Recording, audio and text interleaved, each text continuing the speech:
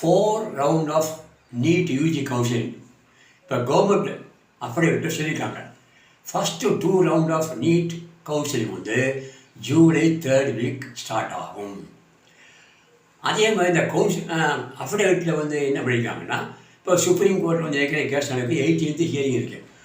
ஆனால் கவர்மெண்ட் என்ன சொல்கிறாங்க, ஆல் இண்டியா கோட்டாவுக்கு எம்சிசி கவுன்சிலிங் வந்து ஃபஸ்ட்டு 2 ரவுண்டுக்கு ஜூலை 3rd ஸ்டார்ட் பண்ணணும். ஏற்கனவே அப்ளிகேஷன் போட்டவங்க இப்போ மொத்தம் வந்து 1,20,000 மெடிக்கல் சீட் இருக்குது. Both government and private college. 23 லட்சம் கேண்டிடேட் வந்து அப்பியாக இருக்காங்க. இப்போ இந்த ஃபஸ்ட்டு 2 ரவுண்டு நடத்தி இதில் ஏதாவது ஒரு கேண்டிடேட் வந்து மால் ப்ராக்டிஸ் பண்ணி அட்மிஷன் வாங்கியிருந்தால் அந்த கவுன்சிலிங் கேன்சல் ஆகிடும். ஆகையினால இதை அலோவ் பண்ணணும் அப்படின்னு சொல்லி ஒரு அஃபிடேவிட் வந்து சுப்ரீம் கோர்ட்டு கவர்மெண்ட் சொல்லியிருக்காங்க. சரி, ஃபஸ்ட்டு 2 ரவுண்ட் முடிஞ்சு போச்சு. 3rd ரவுண்ட் எப்போ நடக்கும்னா செப்டம்பர் 2nd வீக்கில் 3rd ரவுண்ட் நடக்கும். இது வந்து ஆல் இண்டியா கவுன்சில் இருக்கும். அதை வச்சு தான் இப்போ ஸ்டேட் கவர்மெண்ட் வந்து ஸ்டேட் செஷன் கவுன்சில் கண்டக்ட் பண்ணுவாங்க.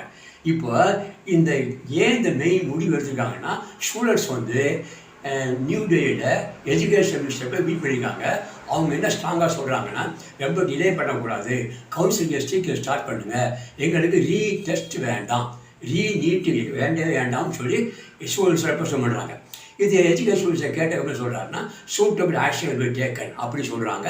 இப்போ கவர்மெண்ட் என்ன சொல்லியிருக்காங்க, July 3rd week counselling start ஆகும் அப்படின்னு சொல்கிறாங்க. இது வந்து லேட்டஸ்ட் இன்ஃபர்மேஷன்.